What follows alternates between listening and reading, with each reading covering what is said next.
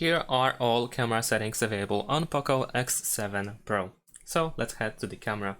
In order to find the camera settings, we need to tap on this arrow in the middle of the screen at the top over here. We will reveal some tools, but if you're looking specifically for the settings, then you need to tap this icon over here on the right side. Once you press it, you will open the camera settings. So in the settings, we have some smart suggestions where we can use documents and scan them with our camera, and we can also scan QR codes. We also have the auto night mode. We can be notified about the orientation. We have the HEIF format. We can change the picture quality, however by default it is set to high, so there is nothing really to change, I believe. We also have selfie settings where we can enable and disable the mirror effect. We can adjust the makeup effects for men, and we can also remove moles. We also have the correct distortion option for the ultra wide shots. And we also have additional shutter where we can drag the shutter button up to create an additional floating shutter. Besides that, we have some video options as well where we can enable and disable the image stabilization, the auto frame rate, and we can choose the video encoder as well as enable or disable the HDR10+, and we can also allow tagging videos. We also have general settings where we can change the function of the volume buttons, so we can use the volume buttons as a shutter, as a 2-second timer, or as a zoom, or just simply volume, so no function at all.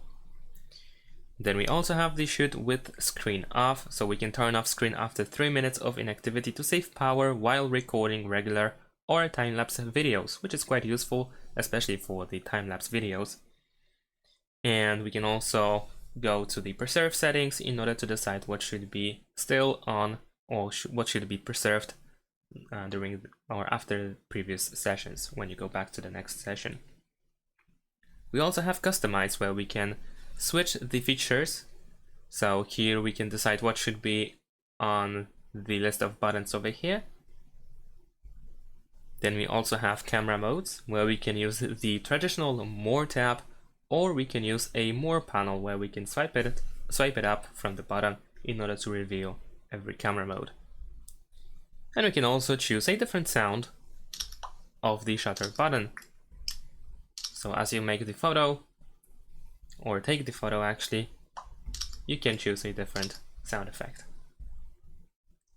We also have the location information, so we can save it if we wish to. We also have the shutter sound, of course, so we can disable it completely if we don't wish to make a sound when we take a photo.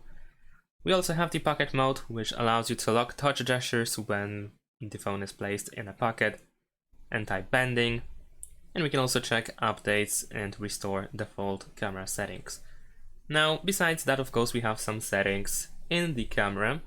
So, for instance, the photo mode has such options as flash. Obviously, we have the aspect ratio, which include these ones over here.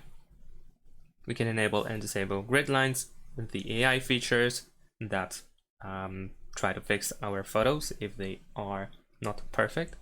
We also have the timer, the shutter type, so we can tap to take a photo, or we can use even the voice shutter. We can enable the motion tracking focus, tilt shift, timed burst, and watermark. For the video options over here, we can also enable the flash. We can choose the resolution, and we can record up to 4K resolution and 60 frame rates per second. We have the shoot steady option, grid lines, once again aspect ratio, motion tracking focus, and teleprompter, which is a pretty cool feature that allows you to write a text and then you can play it while recording a video so that you have a script, which is really convenient. Of course, besides that, we have some additional tools over here like filters.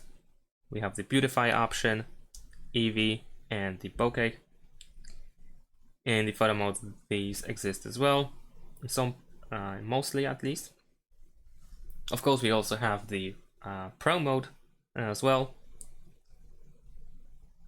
We have the portrait mode, night mode, and in more we can switch to 50 megapixels, as well as we can use the panorama, time-lapse, and so on. Thanks for watching, leave a like and subscribe to my channel, and see you in my next videos. Bye!